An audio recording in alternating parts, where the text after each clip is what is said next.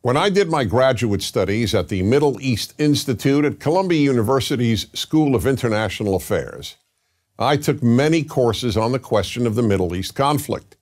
Semester after semester, we studied the Middle East conflict as if it was the most complex conflict in the world, when in fact, it is probably the easiest conflict in the world to explain. It may be the hardest to solve, but it is the easiest to explain. In a nutshell, it's this.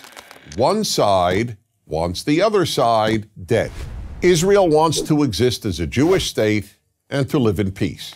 Israel also recognizes the right of Palestinians to have their own state and to live in peace. The problem, however, is that most Palestinians and many other Muslims and Arabs do not recognize the right of the Jewish state of Israel to exist. This has been true since 1947, when the United Nations voted to divide the land called Palestine into a Jewish state and an Arab state. The Jews accepted the United Nations partition, but no Arab or any other Muslim country accepted it. When British rule ended on May 15, 1948, the armies of all the neighboring Arab states, Lebanon, Syria, Iraq, Transjordan, and Egypt, attacked the one-day-old state of Israel in order to destroy it.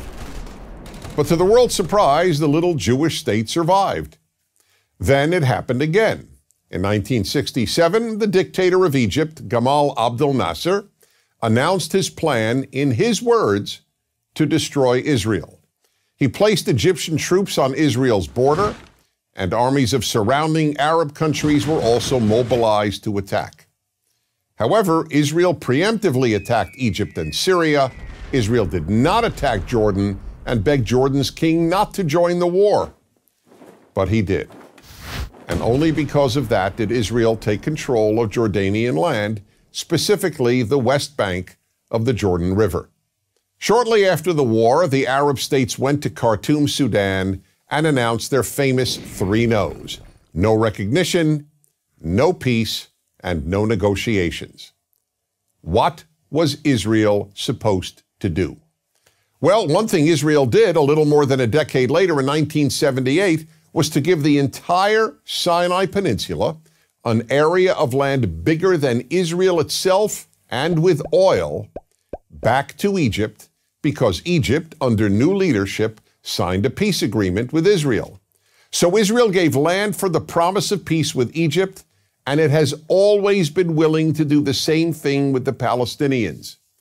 All the Palestinians have ever had to do is recognize Israel as a Jewish state and promise to live in peace with it.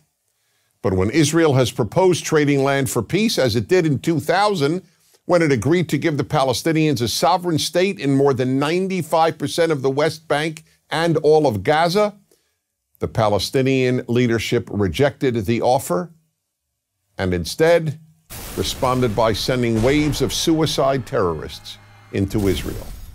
Meanwhile, Palestinian radio, television, and school curricula remain filled with glorification of terrorists, demonization of Jews, and the daily repeated message that Israel should cease to exist.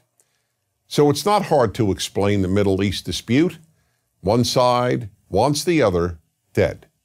The motto of Hamas, the Palestinian rulers of Gaza, is, "We love death as much as the Jews love life." There are 22 Arab states in the world, stretching from the Atlantic Ocean to the Indian Ocean. There is one Jewish state in the world, and it is about the size of New Jersey.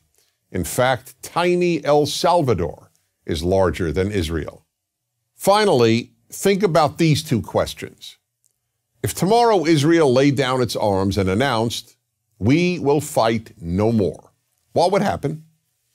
And if the Arab countries around Israel laid down their arms and announced, "We will fight no more," what would happen? In the first case, there would be an immediate destruction of the state of Israel and mass murder of its Jewish population. In the second case, there would be peace the next day. As I said at the outset, it is a simple problem to describe. One side wants the other dead, and if it didn't, there would be peace. Please remember this. There has never been a state in the geographic area known as Palestine that was not Jewish. Israel is the third Jewish state to exist in that area.